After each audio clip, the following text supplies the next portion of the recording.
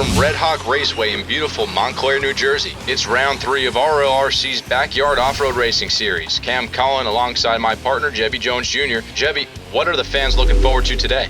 That two-tone retirement cousin of mine skier and still owes me $1. I don't know how he got back in the league. And let's see if that new tune-up works out for Kosh. Post broke his own record of 3 consecutive wins last round at Tiki Run. Good news for Kosh and Ptolemaio. Matt Nelson is inactive for this round 3. A shakeup for qualifying. Post lands top qualifier for the first time on the young season, and Kosh's RC car tune-up paid off for him in the form of a trip to the A-Main, starting 3rd place on pole.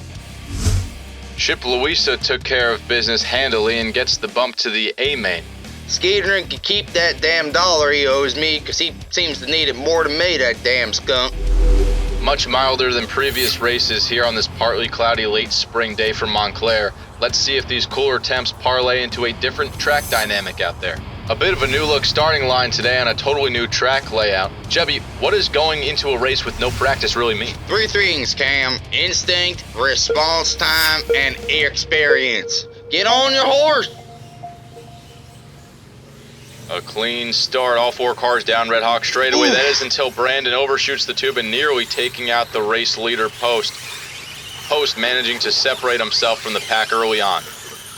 It's important to note the subtle uphill and downhill portions of Red Hawk Speedway, and it really tests the driver's throttle control. So watch out for oversteers and racers losing control, especially after high-speed areas. What's wrong with this track? It looks like a potato chip.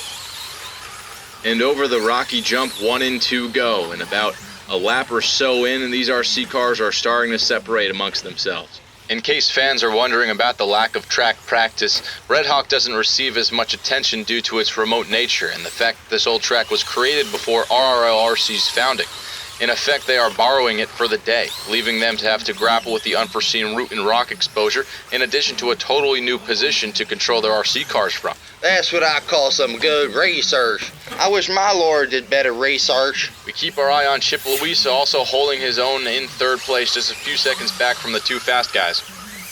Cullen on Post his tail now, setting up a passing opportunity. Maybe it's along this Talladega turn. The way he's driving, he just might get it. Let's see if Cullen can get that pass.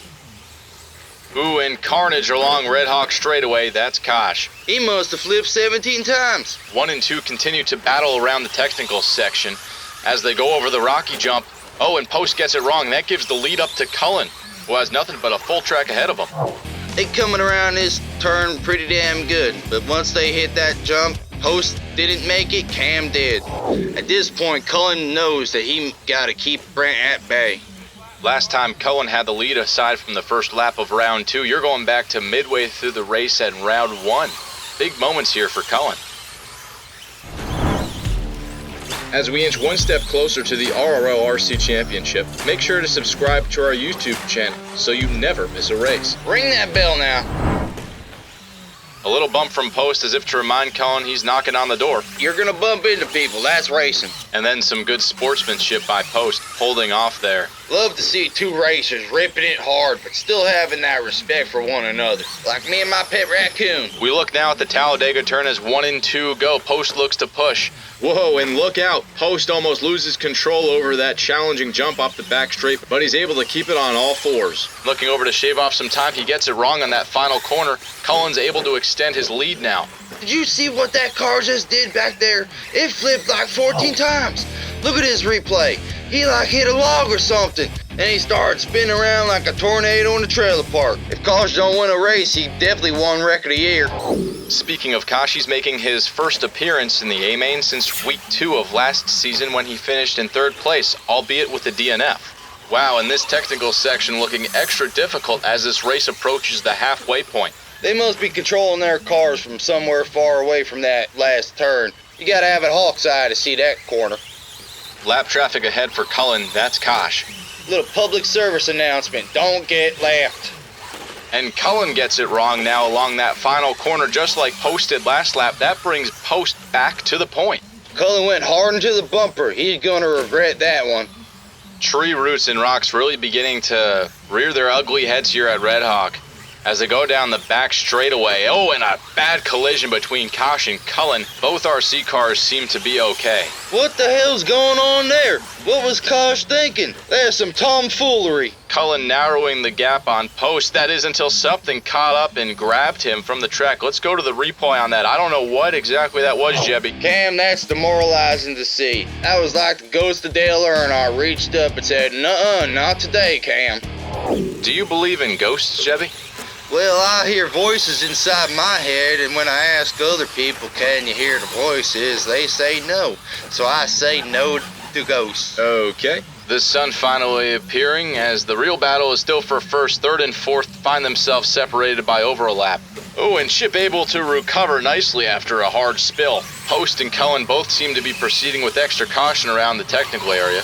Both have made a mistake there earlier, as we now have less than 2 minutes remaining in this classic RRLRC battle for first. Right now, there's a backyard who needs you. Would you be an angel for an innocent backyard? Your donation says you're here to help. Please donate to the website on your screen. That's Tracks with an X. That's a tragedy.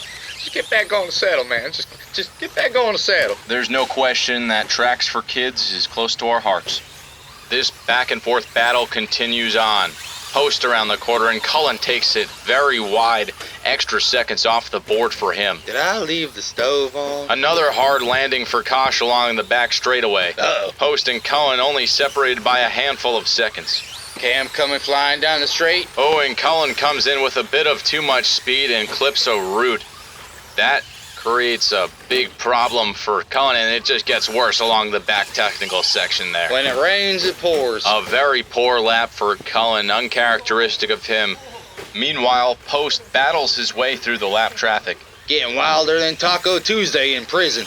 Post letting them know out there that he is the dude. Simply put, that is what winners do. They win. We see 3 and 4 take the rocky jump. Kosh gets it wrong. A bit of an acrobatic move there. Deja vu. Now we see Cullen cross the line. About a half lap of a lead now for Post. He looks to finish this race on a high note. If he keeps this up, this will be his first ever win at Red Hawk Speedway. Well, it looks like Post is gonna take another victory again, even though I hate to see him win again. Yeah, I'm getting just sick and tired of him winning. Somebody better take him out. Louisa with a front flip over the back jump, and that is the final lap indicator. That means Post crosses the line with a first place finish. Chip Louisa over the line next. That's him in third. Cullen finishes the race in second.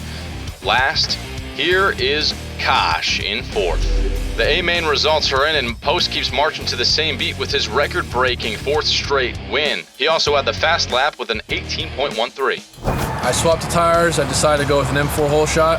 The consistency was definitely the X factor for me. Just gonna keep laying it down as long as I keep Cameron behind me. That's all that matters. Dale was doing really good today. Tough break for him. He was in second place. He broke. Kosh today was doing really good. Proud of him. I'm curious to see how he's gonna run next week. It's time for the Goatee Challenge move of the race, and boy, was it an important one. Aero Marshal Dale Skeeter almost snapped his ankle with 3 cars barreling down on him late in the race. Post was able to pull off the inconceivable, flying past 2 racers in 1 turn. And with that, a reminder of the point structure. We're looking at first through 10th here. First and second does have a separation of 7 points, so these race wins do mean a lot. Point standings after round 3, Cullen surrendered 8 points to Post. Johnston took a step back as Kosh moved forward, and Chip Louisa stays strong in third. What's it gonna take to beat Post? You just gotta go all out. Who's it gonna be? Well, Jebby, another race in the books here. I had a great time calling this one with you. My pleasure. For Jebby Jones Jr., Tighten up now. I'm Cam Cullen, signing off.